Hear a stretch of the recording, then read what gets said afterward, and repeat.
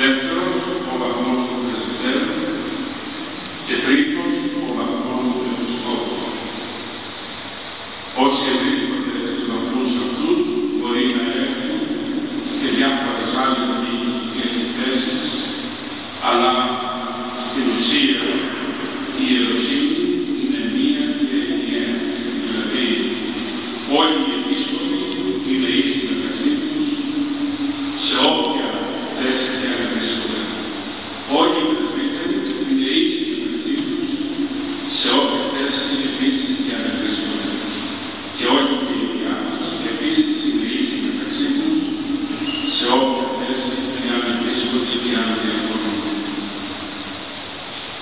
Και η χειροτονία του διακόνου επιτελείται μετά την απαγγείωση των τιμιωτών και πρώτης μεταδόσεως της Θείας Κοινωνίας του Χριστού, επειδή ο διάκονος διακονεί υπηρετείται σε αυτό η χειροτονία του Πρεσβυτέρου χειροτονεί και επιτελείται μετά από μεγάλη είσοδο και πρόοδο της Αγίας Αναφοράς και της μεταβολής της ευλογίας των τιμιωτών, επειδή ο ιερέας τελεί και επομένως τότε η χειροτονία δείχνεται να επιτελείται. Η χειροτονία του επισκόπου τελείται πρώτης αναγνώσεως των Αγίων Γραφών, δηλαδή του Αποστόλου του Ευαγγελίου, επειδή ο επίσκοπος είναι ο διδάσκαλος της Εκκλησίας για να ερμηνεύσει και να το Ευαγγέλιο με κείμενα δηλαδή και να διδάξει τον λαό του Θεού. Και οι χειροτονίες τελούνται εντός του Ιερού Βήματος στην Αγία Τράπεζα. Εκτός του Ιερού Βήματος τελούνται οι χειροκρισίες του κατωτέρων κληρικών, που είναι οι αναγνώστες, οι ψάλτες, οι οικοδιάκονοι και όλοι οι άλλοι οι οποίοι βρίσκονται σε εκκλησιαστική διακονία την ώρα της λατρείας της Αγίας του Εκκλησίας. Γι' αυτό και εμείς αμέσως τώρα θα χειροκριτήσουμε τις οικοδιάκονους των υποψήφιων διάκονων, έτσι ώστε όταν θέλει η ώρα του πετάνει να είναι έτοιμος και κατά τον βαθμό να εισέλθει στην ιεροσύνη και να έλθει στον βαθμό του Θεού.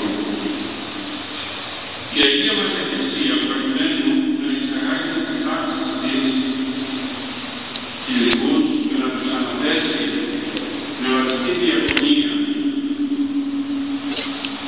ερευνά τη ζωή τους, ώστε όπως θα ακούσουμε στον επίσκοπο, να διαπιστωθεί ότι δεν εστί στο χωρίο τους, ότι δεν έχουν εμπόδια δηλαδή πνευματικά, τα οποία ορίζουν οι ιεροί κανόνες και τα οποία ξέρουν ο επίσκοπος και η πνευματική αλλά και η υποψήφιοι κληρικοί για να εισέλθουν στην ιεροσύνη. Γιατί υπάρχουν και εμπόδια, υπάρχουν δηλαδή γεγονότα στη ζωή, τα οποία δεν επιτρέπουν σε κάποιον να εισέλθει στις πράξεις του ιερουργείου. Παραδείγματος χάρη, ο δίκαμος, είτε ο άντρας είτε η γυναίκα, δεν μπορούν να εισέλθουν σε τάξη ιερουργείου. Δηλαδή, αν κάποιος έχει παντρευτεί μια γυναίκα σε δεύτερο γάμο, αυτός αν είναι και στο πρώτο γάμο, δεν μπορεί να γίνει κληρικός για λόγους τους οποίους η Εκκλησία γνωρίζει και δεν είναι τώρα το παρόν που σας αναφέρω. Απλώς ανέφερα ένα παράδειγμα για να το καταλάβετε. Έτσι λοιπόν, ερευνάτε τη ζωή του υποψηφίου και από τον επίσκοπο και από τον πνευματικό και παρατηρείτε ότι είναι άξιος κατάλληλος δηλαδή για την ιεροσύνη από ανθρώπους που ξέρουν τη ζωή του και τη διαβολή. Για τον λόγο λοιπόν αυτό πριν προχωρήσουμε στην χειροκρισία θα ακούσουμε από τον πνευματικό του πατέρα την συναντηρία, το κείμενο δηλαδή, με το οποίο βεβαιώνεται ο επίσκοπος και η Εκκλησία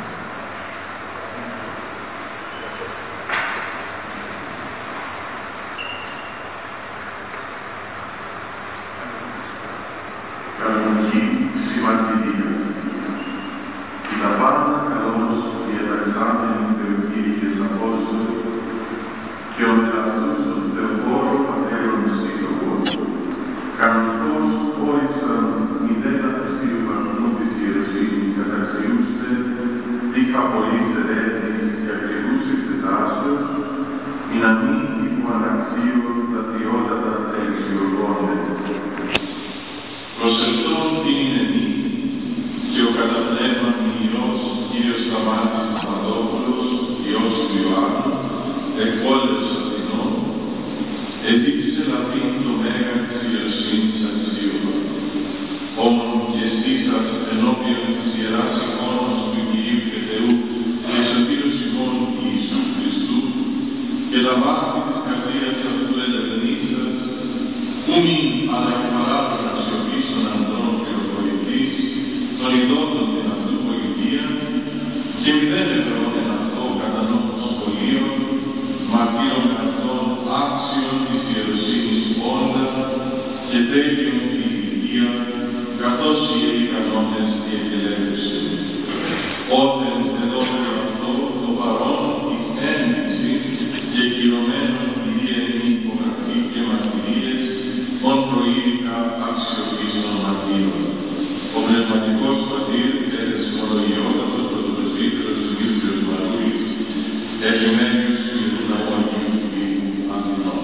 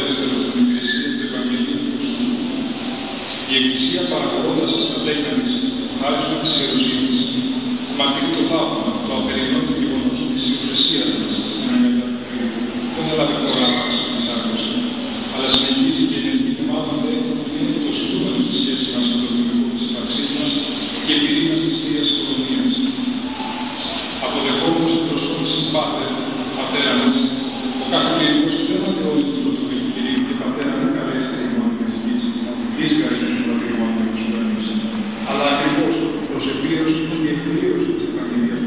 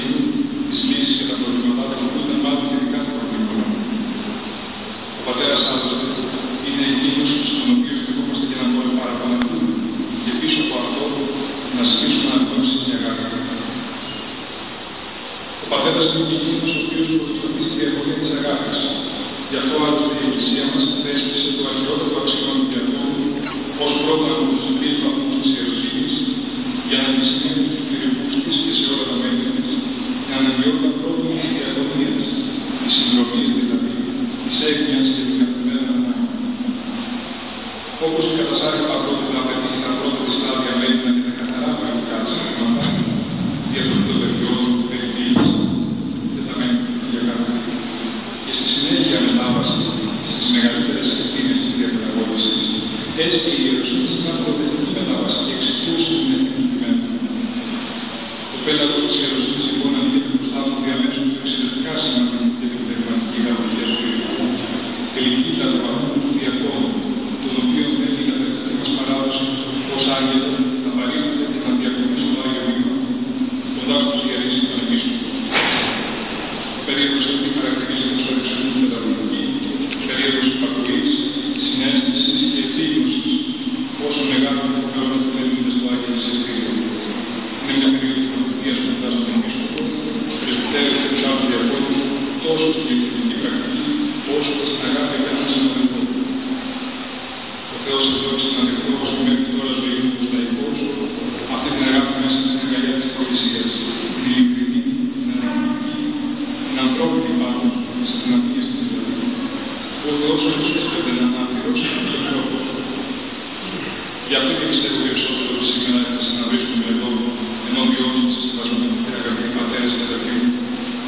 Επειδή την πατρική αγάπη που απονομής του Ιερουδηρήθηκα, έσπευσαν πρότυπα να καλύψουν την παρουσία του και την προσοχή του. Άνθρωποι φιλότιμα και εν τέλει άξια φαίνεται το μαύρο ράζο. Πρώτες συνομιλίες των ιδιωτικών εκκληστηρίων του Ορθοδόξου Πρωτογραφείου των Μύθων, με γνησιώτη παρουσία του Μακαριστήγερου της Αντιλαγίου Κυρίου.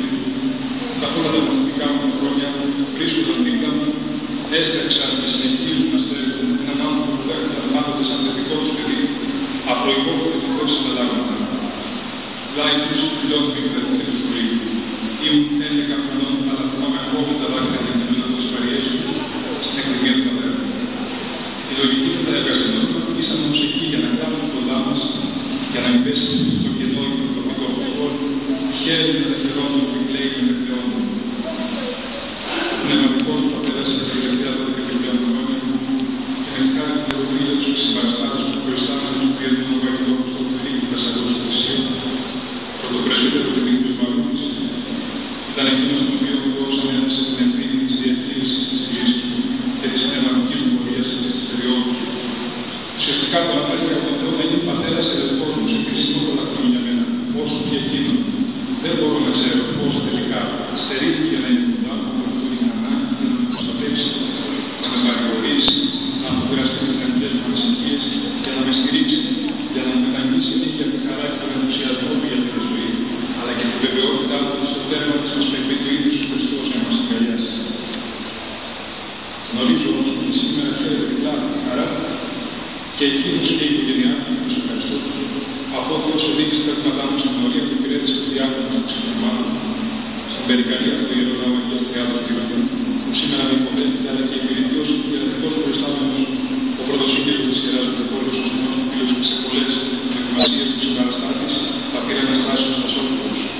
Ευχαριστώ και εκείνον και εύχομαι παρακαλώ τον Θεό του παραμένου κοντά μου, ως οδηγεί και εξωτές μου και με την πορεία στον αμελό του Θείου. Ευχαριστώ όλους τους πατέρες, τους αδελφούς ιεροψάρτες που βρέθηκαν κοντά μου από την δεκαετή παρουσία μου στο Ιερό Αναλόγιο, τους πατέρες της Εννοήσης του Αγίου Παπαγραφείου και τους πατέρες των Ενωριών Αγίας Παρασκευής, της Μίσεως του Θεοτόκου του Ιωπόλεως, ακόμη τους πατέρες του Κοινωνιού της Αναστάσεως του Χριστού του Τουλάχου και της Ιεράς Μυστηρίου του Χριστού, τους τελευταίους δε ιδιαίτερα για την μοιάστηκαν σε μια πραγματικά ευαίσθητη καμπή της ζωής του Ιησού Χριστού στη στρατιωτική θητεία στο όνομα του Μεσίου. Μαζί με αυτούς και τους ανθρώπους που καθοδήγησαν ιστορικά τα βήματά μου στη διαμονία του Ιερού Αναλογίου, πρώτα των δάσκαλων και άρχοντα με το ψάρτη της Αγιωτάτης και Επισκοπής του Κωνσταντινούπολης, κύριο Λυκού Βαγγελόπουλο, κατόπιν τον αξιότιμο κύριο Χαραλάβη στην Πόλα και την οικογένειά του, τον αξιότιμο κύριο Γιώργο Περιστέρη, του εξαιρετικού κυρίου Νικόλα Παπαγανιά, όλα τα σπόδια, Αρτέμια στην Κούρα, Αναστάσιο Αθήνη και τον καλό του φίλο και συνεργάτη του Πρότυπος στον Άγιο Φίλο του Πεσσαγούς Ανδρέα Πετράκη. Με δέχτηκαν, με ανέχτηκαν, με ενίσχυσαν και εξεκλίνωσαν το μοναδικά δεκάρι τόσο τα μυστικά της μουσικής, όσο και τις δυνατότητες μου στη διακονία.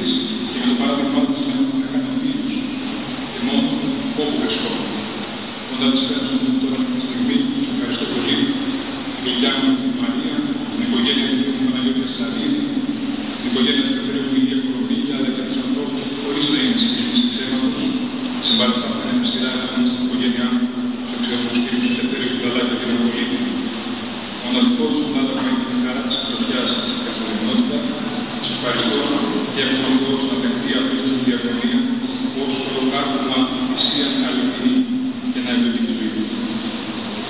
Για τους πάντες ανθρώπους που έχουν την φιλία τους όλα αυτά τα χρόνια και ήρθαν σήμερα εδώ για να μοιραστούμε τη χαρά που αισθάνουν βαθιά συνείδηση και ευγνωμοσύνη. Εκείνους που μας συνδέει η φιλία ετών που κάνει τα σπατάκια της μνήμης και συγκροτεί τη στοιχειώδη εμπειρία μας στη ζωή και τα ταυτότητά μας, αλλά και τους νεότερους που κορευτήκαμε μαζί στις σπουδές, τη θητεία, τα καλοκαίρια μας, τις παθητικές και τις κοινώσεις της Ιεράς Αρχιεπισκοπής Αθηνών και που μοιραστήκαν πάμπολες στιγμές τα τελευταία 7 χρόνια στην εκκλησιαστική κοινότητα της Συνορίας Αγίου Νίκου Λαζαρού. Τους ευχαριστώ αυτές τις στιγμές που νιώθουν στον περιβάλλον αισθήματα τυφλερότητας και πολλής αγάπης. Να προσέχονται τη διακονία μου να είναι διακονία βάρεστη του Θεού και ωφέλιμη για τους ανθρώπους και όχι διαγωνισμού κατά του Θεού της Εκκλησίας του.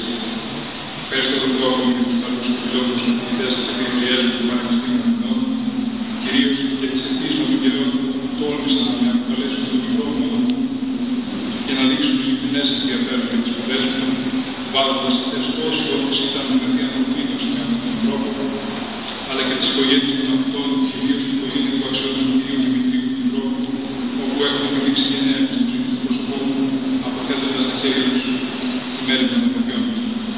Καθημερινά ευχαριστώ τον Θεό για τις μεγάλες της ανθρώπους που επεπίλασε και μου αποκάλυψε ουσιαστικά στη γη του Βαλκανών εδώ και 3 χρόνια τη σύζυγό μου Άννα, με την οποία θα κορευτούμε στο εξής, έρχοντας στην τύχη του κάτω του λόγου της ιεραστικής διακονίας, με την ελπίδα και την ευχή να είναι η απόφαση μας να είναι πρόξενος σωτηρίας για την οικογένειά μας και όχι για κατακρίσεως. Την παρακαλώ να προσέχετε και να τολμάμε με αλλοιότητα για την αμυλότητά μας. Τελευταίως, σύμφωνα με το λειτουργήμα αφορά τους ανθρώπους που έπραξαν να ευεργέτηση στη ζωή μου τώρα, όμως πρώτον στην εφεξή πορεία του Σπυρικού. Ευχαριστώ εσάς, Πασμιότατε, που αυτή τη στιγμή έχετε τον πρώτο λόγο και κρατείτε στα χέρια σας την προκειμένη μεικτή δωρεά της ιεροσύνης. Η παράδοση της Εκκλησίας μας απαιτεί να μνημονεύει κάθε κληρικός το όνομα του Επισκόπου που τον χαιρετώνησε, όσο ζει και όσο έχει δυνάμει στα Παρίσι και στο Άγιο Μυστήριο. Η πρακτική αυτή αποκτά μεγαλύτερη βαρύτητα, όταν ο κληρικός αισθάνεται ιδιαίτερα στο κίνημά του, το ενδιαφέρον και την πατευτιστική που προέρχεται από τον πρόσωπο του Επισκόπου. Σας ευχαριστώ για την ειλικρινή του ψήφου που επιδείξατε εξ αρχής του σκοπού και στον πρόσωπο της σύζυγου, για την ευγένεια του σας και τις εύστοχες ευαισθησίες και παρακαλώ τον Θεό να μην κατασχήνει μας της προστοφίας ημών, αλλά διευκόλυνσας και με τη συνεπή καθοδήγησή σας να οδηγήσει τα βήματά μας στην διακονία τόσο στις τοπικές εκκλησίες, στις Θεοσόφων του Απόλλεως, την οποία Θεοφιλός και κρατεός διακονεύουν τα τελευταία χρόνια, όσο και τις εκτελετικές οικογένειες της Αγίας Τριάδος Βύρωνα, που σήμερα με υποδέχεται ως νέο μέλος της και με καλωσορίζει με περισσότερη διελπίδα.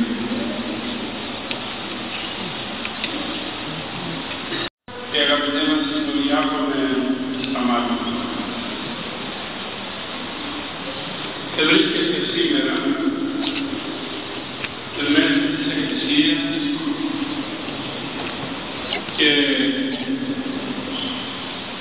ενώπιον του Ιερού Θυσίας Κυρίου και σε λίγο πρόκειται να ανέβει τις βαθμίδες του Ιερού Βήματος για να εισέλθεις εις το εντόπερο δεκακατάστατος και να κατασταθείς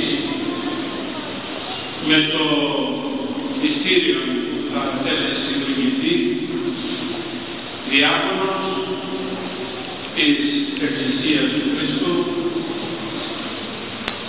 ανερχόμενος στον πρώτο βαθμό της ιεροσύνης, μέλλον με τη συλλογία, να ανέβεις και εις αυτόν του πρεσβυτέρου του Δεύτερου εν καιρό στο Θεό.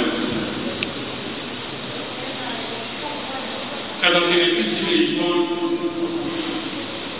τη μεγάλη αυτή ημέρα της ζωής σου και της Εκκλησίας μας, ακούσαμε την εκ Ματθαίων εξομολόγηση και θα απαντήσουμε σε αυτή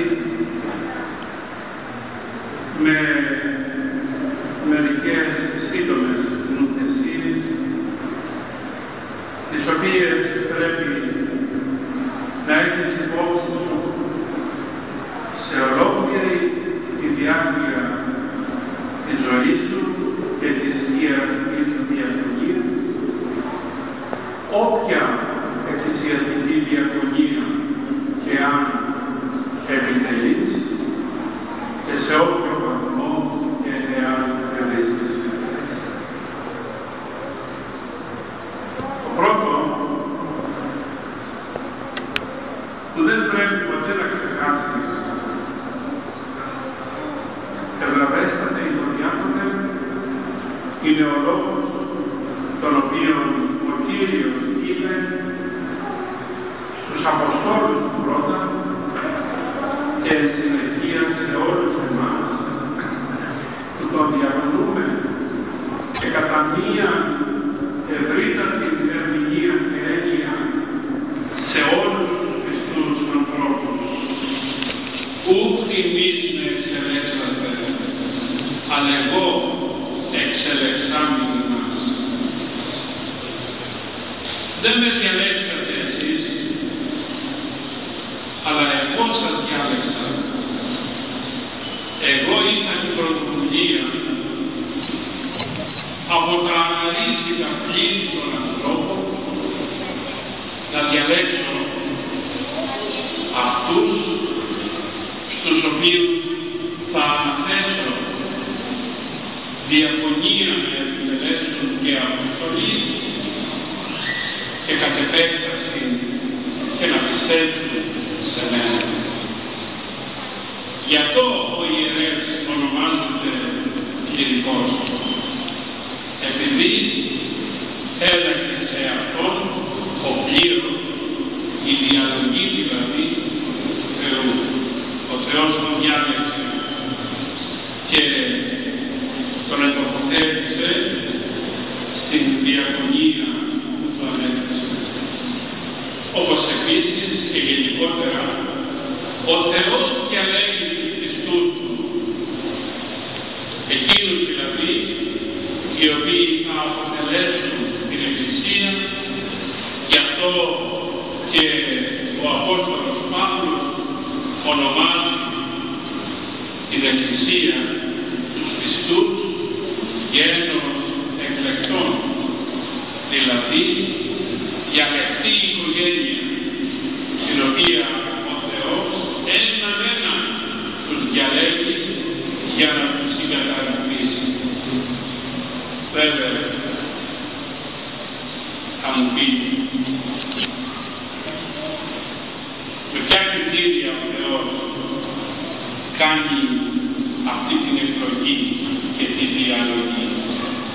Δεν ξέρω να σας απαντήσω, γιατί πολλοί τον ρώτησαν γιατί εμένα Κύριε και όχι κάποιον άλλον, και ο Κύριος δεν απάντησε σε αυτό το ερώτημα, παρά η μόνη απάντηση που έρχεται είναι: θέλεις να σου αναθέσω αυτό το έργο? Έλα, μην με ρωτάς, γιατί διάλεξα εσένα και όχι κάποιον άλλον. Βεβαίως, έτσι δίνουμε απάντηση